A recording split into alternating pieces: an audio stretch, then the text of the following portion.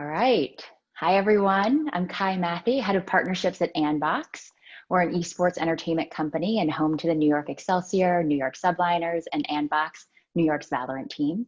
I'm joined today by 𝗘𝗀𝗽 𝗖𝗶, Head of Strategic Partnerships at Esports Engine, Tatiana Taka, Director of Esports at Momentum, and Matt 𝗘𝗀𝗿, Head of Esports Partnerships and Business Development for North America Riot Games. We're connecting today to discuss the state and future of experiential and esports during COVID and beyond. The four of us represent a unique cross-section of our industry. While esports is natively digital, live experiences and events are hallmarks of all of our brands, services, and communities. Before we get started today, I'd like to take a moment to acknowledge our privilege in having our health and our jobs during a time of great hardship. We recognize the inherent advantages that our industry has and our unique ability to metabolize the current environment. Our intention today is to pat ourselves on the back for 30 minutes, but rather provide actionable insights and practical examples for how brands and organizations can harness experiences in a remote setting and what's to come. With that, if you guys are all ready, let's do it. Our first question is, with live events effectively canceled for 2020, we're familiar with the challenges that presented, but what are some of the opportunities, innovations, and trends that have arisen from the pivot to pure digital? Are these temporary solutions, or are they here to stay in a post-vaccine world? Erica, do you want to start? Sure, absolutely. Well, thank you for having me. I'm very excited to be a part of the panel. And, with Esports Engine and Vindex, we have just a deep experience in the industry. So for us, it was really what can we do for our partners to quickly shift to that digital environment. And I think what we've seen with esports is we've been able to be much more nimble and do that much quicker than a lot of other industries. So one of the examples of that was when we had worked with Call of Duty Challenger Series, right? We were already producing many of those live events with all of our Call of Duty partners, in-person events, all over the world. And when COVID hit, what we were able to do was quickly work with Call of Duty and shift from those live events to online Challenger Cups, where we hosted 5 of those, as well as the postseason with the last chance qualifiers, as well as the finals and city circuit. So I think the biggest thing was really being able to move quickly to continue to capture that audience. Yeah, that I think nimbleness definitely is the name of the game here. And I think we're all experiencing that sort of like surge to make our plans and communicate that to the world, and make sure everyone's on board. And I think that presents its own challenges. Matt, do you have stuff to share here? Sure. So happy to jump in, and I think just kind of again happy to be here, as Erica said as well. And for those who may not know Riot Games, we are now a multi-title studio as of this year, which is the first time we've been able to say that in a decade. So that's exciting. Our primary bread and butter is still League of Legends, but we've also launched Valorant, which is an up and coming scene, and obviously 𝗠𝗏 is now going to be a part of that, so that's awesome.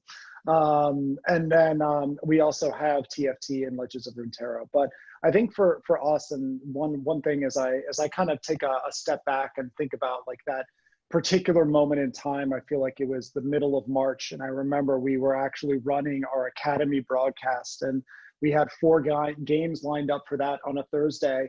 We had the first game run, we were in the studio, and we just had a full stop. Everyone had to come back, we had to sit down, and with everything that was going on, it effectively just snowballed into players' health and safety and coaches and everyone that's associated. And I think that's something that everybody here has definitely gone through, right? And it's been very important. But before I get into more of the tactical stuff, I think the other thing that we should all acknowledge, because it's also well beyond my skill set, is the broadcast team and their ability to actually do this shift, right? And we're sitting here talking about experiential, and we're talking about these virtual environments and everything else. I'm not a coder. I can't do any of that. The fact that our broadcast team was like able to take a LAN event, spend 4 days, turn it into an online virtual environment and roll it out is just mind-blowing to me. So again, definitely a huge round of applause for them. They're kind of the people behind the scenes that have kept the lights on for all of us to be able to go out and make our partners happy. I think a couple of the things that, and leading into what Erica had said too, like for us, it came down to like these virtual, like we created a virtual dome, right? So we created these virtual environments, these experiences where we found people to make it look and feel as close as you possibly could while you knew that you were sitting, watching at home, right? You weren't able to go to gatherings, but we created these environments, and it actually allowed us to fulfill many of the obligations that we had for partners, right? From an experiential standpoint, where you would still see wall wraps and we could integrate that into this virtual dome and still experience that. And you could still do various sets. And I think those are some of the real key moments. And, you know, it's manifested in multiple leagues, not just with LCS. You can see it right now going on with Worlds and what they've done. But everyone has really kind of taken that and not just said, we don't want to have like 4 talking heads on the screen. Like we got to go a little bit bigger and deeper. Of course, the first couple of weeks were there, but I think everyone has really been able to show, like, you know, getting into a place where there's challenges and it's bred creativity. I know we'll talk about that, but I think that the virtual domes and things like that, and we've had virtual tailgates and virtual concerts, like all of that really has just manifested itself in a pretty awesome way. Yeah, it's pretty incredible what has come out in terms of opportunity and creativity. Matt, in terms of like all this, I thank you for, you know, mentioning the broadcast team and like the technical teams that are responsible for like creating these virtual worlds, because they same way above my pay grade. Is that stuff that you guys, we've all invested in digital experiences for this year? Is that stuff that's going to continue? Like, is there a home for this side by side with what, you know, the plans are when we go back to a live experience world? Like, how do you see those things kind of fitting together in the future? Yeah, it's a great question. I mean, I think we're all, and you know, you can go back and say like, excuse me, there's no game plan for a pandemic, right? Like it's basically business plans are kind of out the door, but everyone's learned that, you know, with what's going on state by state, whether or not you have homestands in certain leagues or you're just in LA and other leagues, right?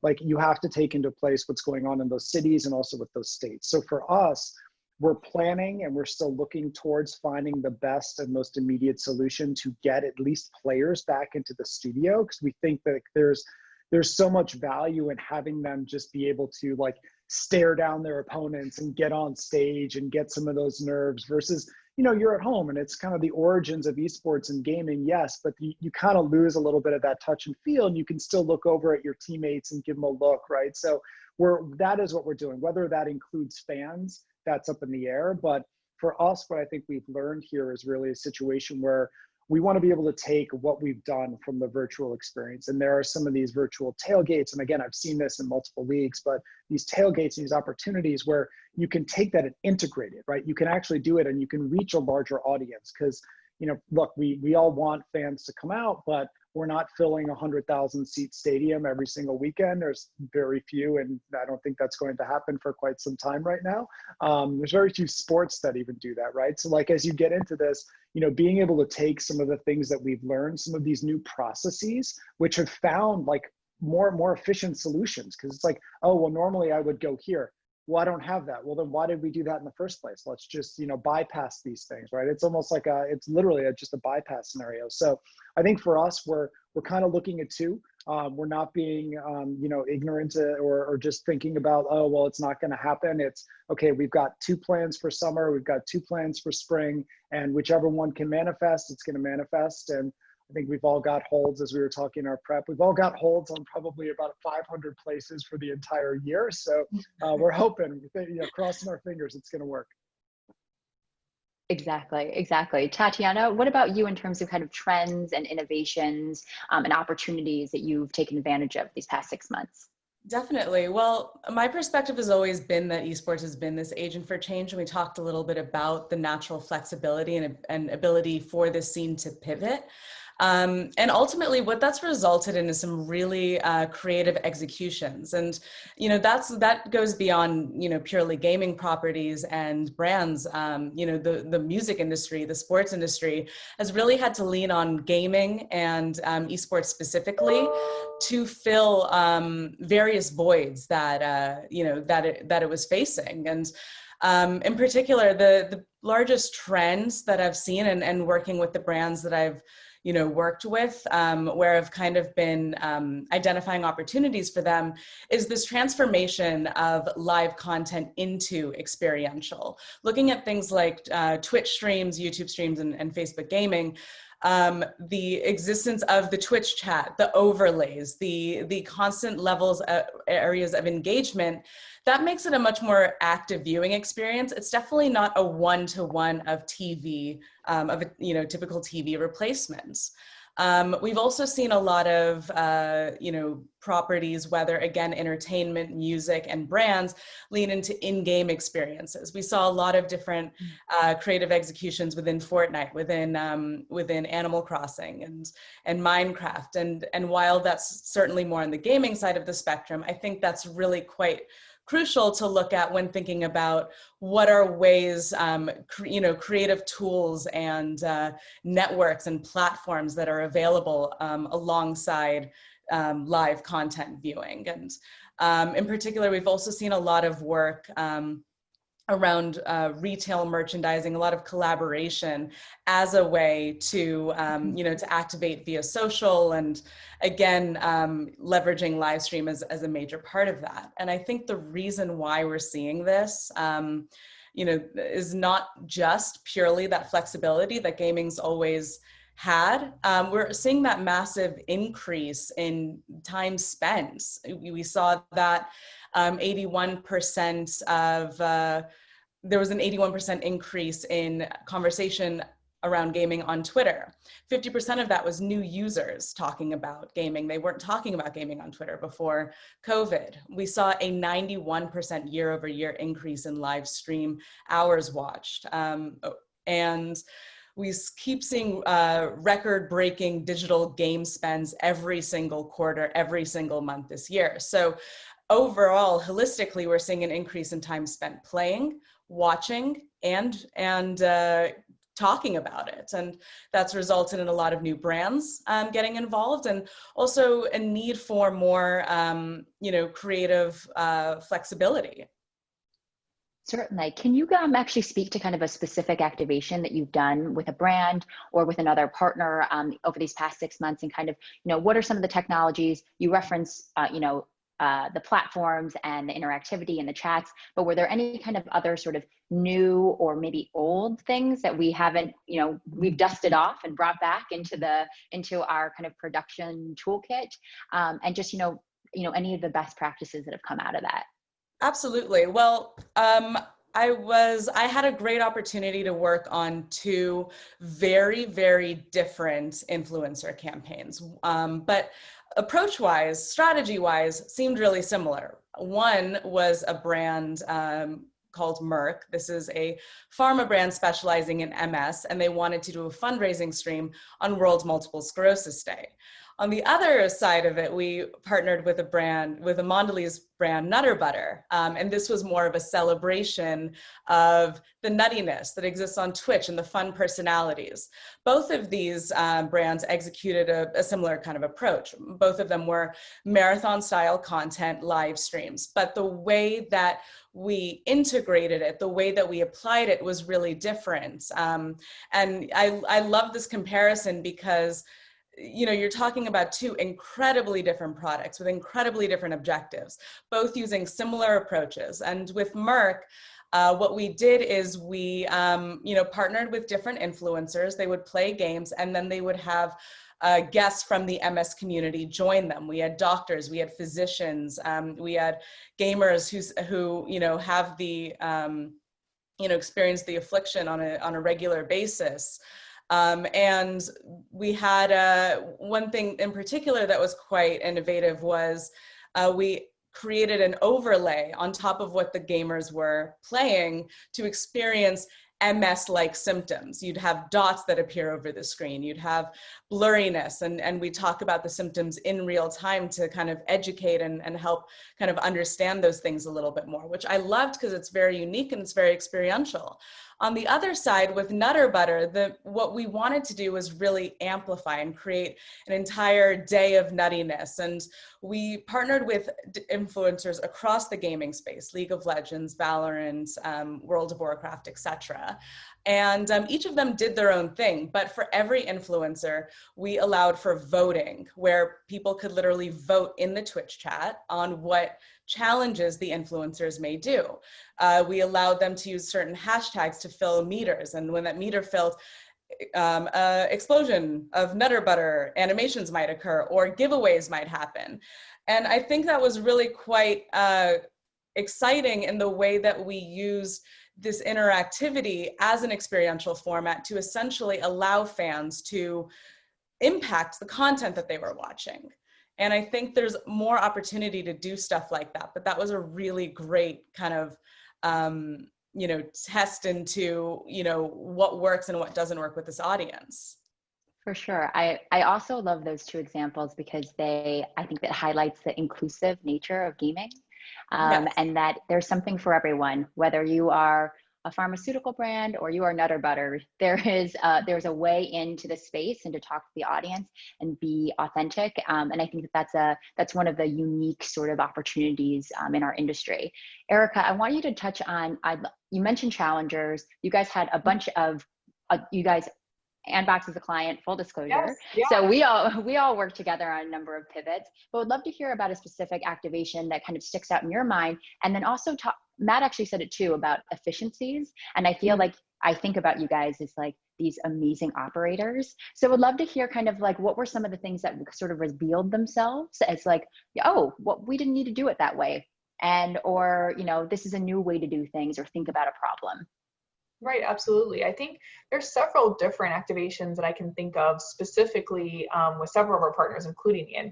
And I think the biggest thing that we saw was two things. One, people reaching out to their current fan base to still stay connected when they don't have those live events. So, you all did a lot of things that I'm sure you would have normally done in person, right? Whether it was Spring Rally or your NYXL Fan Day that we were able to work with you on, but you also did new things. So not only were you reaching out to your current fan base, but you were also still reaching out to new fans in the greater New York area. So whether it was Battle of the Boroughs, which I absolutely loved, I thought that was a great event where you were really kind of creating this rivalry between the boroughs and connecting fans to 𝗠𝗏 through that. But we also did other events too, Kai. Like we did a Valorant tournament. I think it was one of the early Valorant tournaments that happened. And so it was really great for us to be a part of that, but also with you to continue to build your fan base with this new exciting game that everybody wanted to be a part of, right? So I thought you all did such a great job, like I said, of doing things I know you would have done in person and shifting that to a virtual environment, but also coming up with new exciting things that you maybe wouldn't have done before, or maybe done in a different way, so that was really exciting for me to see. As well as, we partner with 𝗘𝘀𝗽𝗍 𝗔𝗏 of Overwatch League, and they did a really unique event with the other team in Texas, Dallas Fuel, and they did a Lone Star Showdown, which was multiple weeks online and did really, really well with the broadcast remotely. But they also were able to cut it down and to show it on linear TV that played over 90% of the state of Texas had access to it through the 𝗘𝘀𝗽 network. So again, they were providing content and access for their fan base that was missing, seeing them play and having that interaction. But also our team at Esports Engine, our competition operations team, worked with them to come up with a format that would also bring in new fans and educate them on Overwatch, and to be able to show that on linear, I thought was a great example. So I think those are things that maybe we wouldn't have done before, but because of this situation, we were able to do that. And we were also able, our team with Esports Engine was able to work with them to sell sponsorships and bring in new sponsorship dollars, because like Matt mentioned, a lot of brands are also trying to find out ways to fulfill partnerships that they already had, right? So that was one problem that we were able to fix. But also, how can we bring in new dollars at this time, which not a lot of sports and entertainment people were able to do. So to be able to do both was really a win-win for everyone. 100%. Absolutely. Matt, do you want to speak to a specific activation that you guys did over the past 6 months? And I'd love to hear some of the best practices that came out of it for you. Yeah, sure.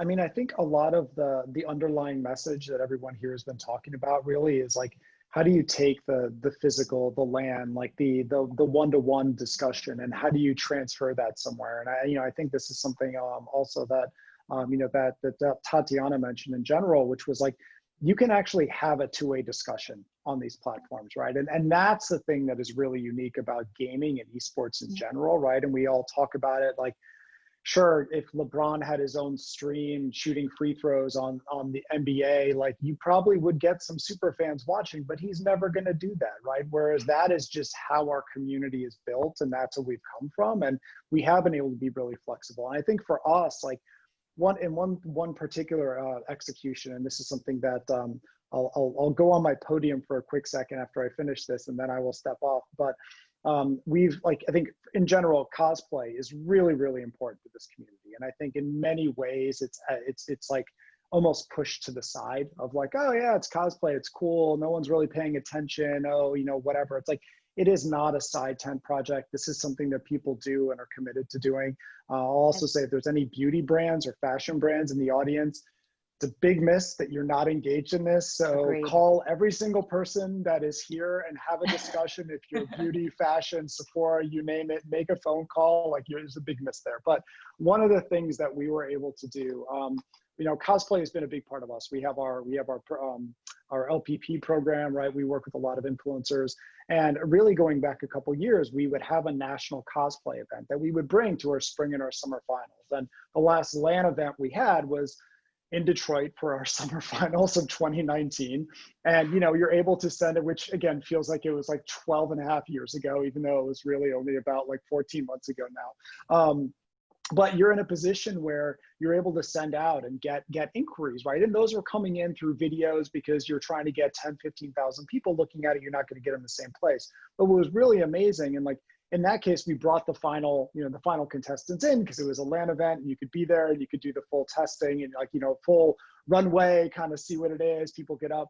But we were able to transfer that physically, into that virtual environment. So you have people like at their homes, you can see everything in the background, all the work they've done, like all the stuff that's gone into it, which is mind blowing. And the same thing, they felt good. They made videos, they made their own kind of little like hype reel videos, which was bringing an entire different level of creativity versus just look what I've made, right? Like, this is the best Lucian costume, best Lux costume I've ever seen, more into like, no, you're literally acting like her, right? Like, you're walking around your house in that mentality. And that was something that we did. And we've done that with State Farm as a partner of ours. And, we were able to bring that through, and we did it into a full virtual tailgate, both in spring, and then our summer split. So that was one particular thing. I think the other thing that's really interesting here, and Tatiana had mentioned it, was music. And, I think music and integration into all that we've done. Epic has done a great job with Fortnite and getting people in to just have those true virtual concerts, right? And like for us, when I look at our spring split, we ended up having like a post and after party, a virtual after party where we had Y2K and Sushi Dragon. It was a whole bunch of stuff. And then we went into summer and we were able to bring Logic on and made a video, and, MasterCard's opening ceremony thing. It's like, that was done in a really cool way because we're finding a way to like go in, create a music video, but actually play off of the fact that, hey, we're used to being in packed places and now there's no one there, right? And I think that there's that narrative and through line. So to me, it was taking some of those historically like truly just LAN events. You needed to physically be there to see a fashion show. You needed to be there to see some design, right? And now you could take it and say, okay, I can't see it, but I can actually touch more people now, right? Instead of only 100, now I can reach maybe 100,000. And on top of that, I can let you as a creator be able to just showcase so many more of the talents that you have, right? And have that discussion, and then take that and share it on your own social channel, share it through platforms like Twitch, YouTube, Facebook, etc., and then have a discussion. I think it's just allowed for people to realize that there's more individuals out there that you don't necessarily see, because if you go to the same place, you're like, oh, I see the same friends every single day. And now we're in a place where we're like, oh my God, there are like hundreds of thousands and millions of people that just love what we do. And like that's what I really kind of hold on to as being a unique element. Something I'd like to add to that as well, I think what Matt's kind of hitting on super strongly is the fact that there's an opportunity not just to activate around the core product, but recognize the culture around different scenes and understand the nuances. You know, you're talking about League of Legends and this very strong kind of cosplay culture around it, and a music alignment that fits so strongly with that game. And you know, this is something that we sometimes even saw missing in Experiential. There's always an opportunity to activate around things and recognize that culture and really provide a role for it. And I think that's where some of the real innovation that we saw this year was coming from, is that culture-based activation. Definitely. And, you know, I think that, Matt, you also mentioned something. I think that one of the benefits, yes, connecting us to a much larger audience, scaled, and all of a sudden it's not just the 100,000 people in that venue, but it's millions of people online. But it's also the humanizing factor of, like, I'm in my house. You see all my shit behind me. Like, there is a humanizing quality to this experience that's been virtual that I think has been really nice. And I think it's, for me personally, I enjoy seeing the process, and that it's not just like you only see the gloss and the real, like, the final product, but you're actually seeing like the grind and the work. And I think that feels that feels connecting. And I think that's your cosplay example is a really good example of that.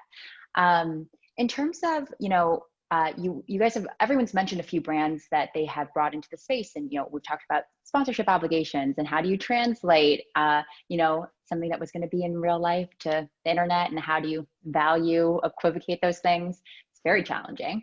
But what are some immediate, impactful white space opportunities that brands can activate over the next, let's say, 6 months?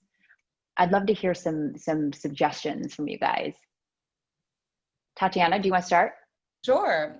Some of the biggest white spaces that I've kind of looked at is definitely reaching more women in esports. So Matt, thank you so much for saying, you know, the beauty opportunity, you know, just in general, female targeted brands are not really recognizing the fact that there's such a powerful opportunity in the space. And that's definitely an area that you know, I've been really thinking about as a strong white space. There's a very powerful area there.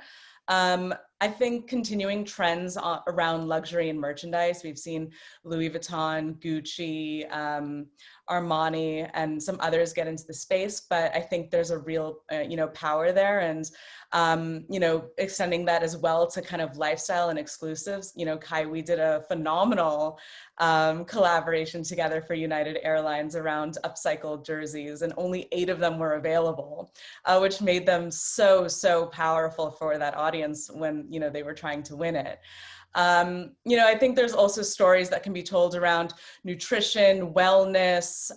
There's just so much there. There's so much great work that's being done in esports, but there's still so much white space. And that's one of the really exciting things about it.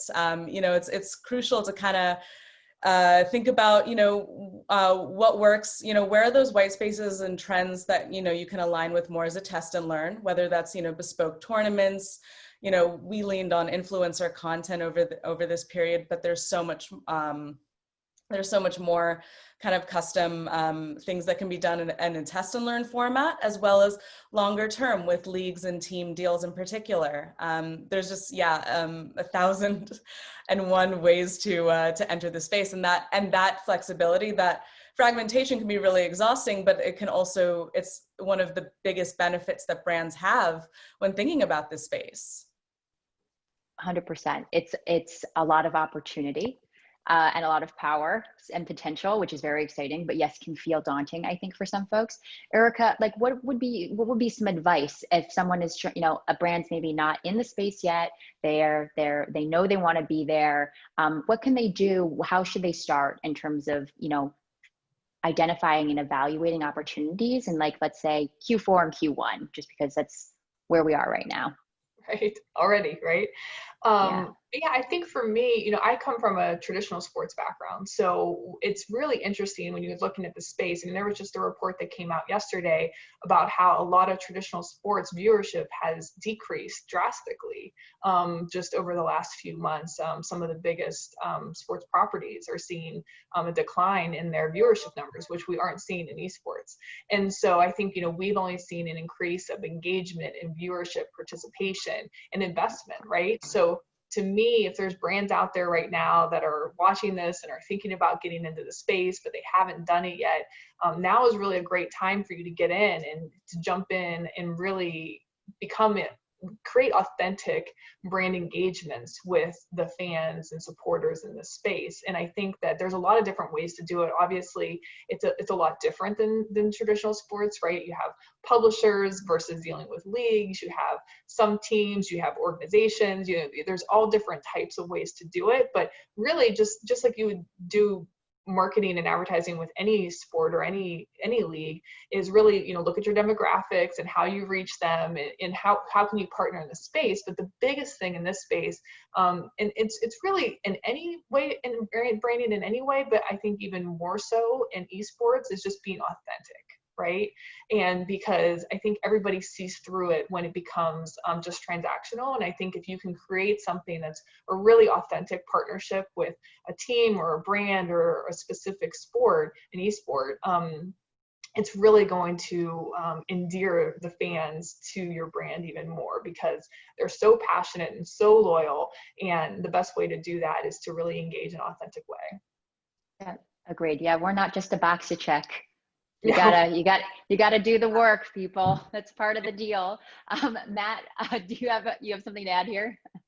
Yeah, so I was actually going to try and just dovetail off of everything that everyone's saying, surprisingly. But I think when we really start to look at this, and it's probably my own little soapbox, but the discussion about like, what is actually, what's an endemic versus a non-endemic brand, and are you authentic and not? And like I actually prefer to look at it as like endemic adjacent versus like endemic and non, because sure, you can look at PCs and peripherals and say it's endemic, but the reality here is, when I'm watching the NFL this Sunday, if I see a toothpaste ad for Colgate or I see a toilet paper ad, right, I'm not going, that's not endemic to football. When is toothpaste used in football? When is toilet paper? It's just what you do, right? So I think like the mentality of, sure, maybe 4 or 5 years ago when we were still really, really early into this, there was that fear of like, oh my gosh, people are going to react negatively. Like this is a small little niche group, right? But we're really the biggest secret that, quite frankly, everybody knows, except for some individuals that still think that this is a side job, right?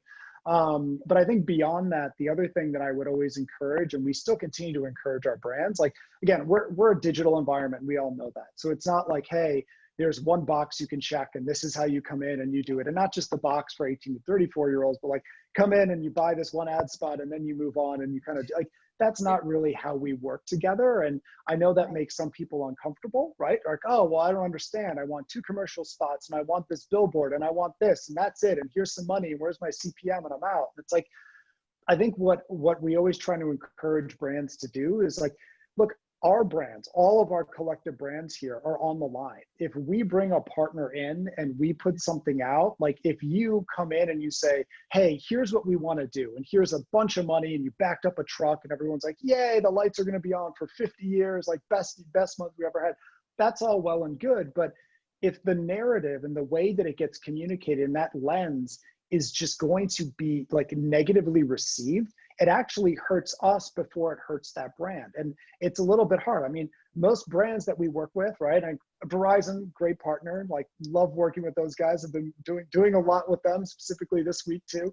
But like, as we do that, like they've been operating for years, right? They work with sports all across, and like, there's a lot of that there. But then it's now, how do you take some of that filter and how do you translate that so it actually just really activates and hits home with this audience? And that's where, like, I think all of us try to go out and find partners who are open to having that dialogue versus, nope, here's my logo, take it and put it on your jersey and get it out there. And you're like, might not look good. And we're actually going to be hit up worst on Reddit and Twitter and everywhere else. And you don't want to go to Reddit on that day, you know? So like a lot of it really just comes down to, I think, the mindset of we're not trying to make anyone's lives difficult. We're actually trying to like help you do this because it's a win for all of us collectively. And so that's where I think, you know, where brands are like, well, I'm concerned. Like, look, you shouldn't be concerned. Just talk to us, trust us. You know your brand, you know your KPIs, you know your audience better than we do. We know our audience better than you do. And collectively, we can do something great. You know, if it's just, I want to buy or I want to use you as a distribution platform, awesome. There are so many ways to do that, to target, you know, that the gaming community and target esports, and you can do it everywhere else. Anyway, I will now step off my soapbox. Sorry about that. Well, you know, we are almost at time here, and I want us to quickly sort of switch gears and end with a really big question that probably has, like, we could spend another hour talking about, but quickly, 2021, 2022 business planning, like WTF, how are you balancing certainty versus ambition, digital within real life? How are you predicting a timeline? Like, can we just do a quick like lightning round of like how you guys are approaching that? Because that is on top, we are all deep kind of in that future forward thinking. Tatiana, do you want to start? Absolutely. So, you know, kind of as we talked about, esports scene moves obviously very quickly, and COVID makes that even more so. It's really moved this industry in a very fast way, and the trends and opportunities that exist with it. So for me, it's staying ahead of all of those things. You know, where are we seeing more kind of areas open for brands to do more integration with? As well as, you know, working directly with those brands really, you know, on an ongoing basis to, you know, make sure that they're able to kind of stay ahead of these things. And when something really major happens, when a trending title is you know, getting everyone's attention, when there's a new esports league, when there's new major team initiative, that those brands are able to, you know, activate and you know, and be a part of that, whether that's more virtual or in person. I think from a long-term perspective, you know, esports fans are more likely to find virtual alternatives and streaming, areas of streaming, you know, they're more willing to appreciate that. At the same time, they're the most likely to want to get back to the esports experiences. They're the most likely to be willing to travel the fastest. And I think that shows the need for long-term dual strategy and approach. But in the meantime, you know, preparing for both of those things when they're available is crucial. For sure. Erica? So we're doing, I feel like we're doing both, right? We're preparing for when live events come back, even though we don't know when those are going to be. And some of them, like Matt mentioned, are happening in smaller ways, right? Whether it's, you know, having the broadcasters in a place together versus remote. When can we bring players back when it's, you know, it's safe for everybody, whether it's the players, obviously we want to get back to live events where we can have attendees, but also for the staff, right? It's everyone involved. We need to make sure that it's safe for everybody. So we're planning all of that. Our staff at Esports Engine is really just making sure that we can be experts and prepared for all these different protocols and be flexible and up to date on everything, how it's changing. And like Matt also mentioned, you know, there's different rules by state, by city, by country. So we have to be up on all of that as well. But at the same time, you know, Vindex has just recently purchased Belong Arenas, and our goal is to expand to 500 in-person gaming and esports venues here in the United States, 500 in the US and 1,000 globally. And the plan is to start rolling those out as well this coming year. So we're going to be very busy, but like we said earlier, we have to be nimble and solution oriented. So we've had partners that we've already planned remote things that we've talked about. When can we take this live? How can we take this live? And if we can't take it live, we're ready to go remotely too. So I think that's our biggest thing, is really being ready to do both. But as soon as it's safe for everyone, to quickly switch to live events, but also complemented with what we've seen successful in streaming and remote broadcast. Yep. I love that. Yeah, the complement for sure, and maintaining both. Matt? I mean, I guess everybody, basically Erica, Tatiana already hit on it. It's dual path at this point in time. Like our MVP is to get back into studios, to get back to LAN in some capacity. And we know our community will travel, right? Like they are itching for this. And there are certain leagues and scenes where they don't want NA just playing NA anymore. They want NA playing EU, like literally every single minute of every day. And they want NA playing like that is just who we are. We're fully globally integrated. So it's just both sides. I mean, you have to do both and you have to be ready to pivot. And I think we've all learned a lot of lessons of like build an infrastructure, be ready at the dime to shift it over. But if you build both paths, you're not going to miss anything. So. Right. Great. Well, guys, thank you so much for joining us and for all the insight. Also, I'm lolling at the idea that we used to only have to think about one world. And now we are thinking about, and like all the brain power that we are now summoning to do like for two realities, it's making my head spin. But it's, I think that, we're fortunate that there is a lot of opportunity for us and for our brand partners and our organizations and our communities to grow and expand and move forward. And that feels really, really exciting. So thank you all for joining us. And yes, if Matt hit it on the head, if anybody's out there listening here, cosplay. Also, I want to put out fan art, guys, that you guys are sleeping on the fan art. Like, hit us all up on the LinkedIn. We're all available. But yeah, appreciate the time, everyone.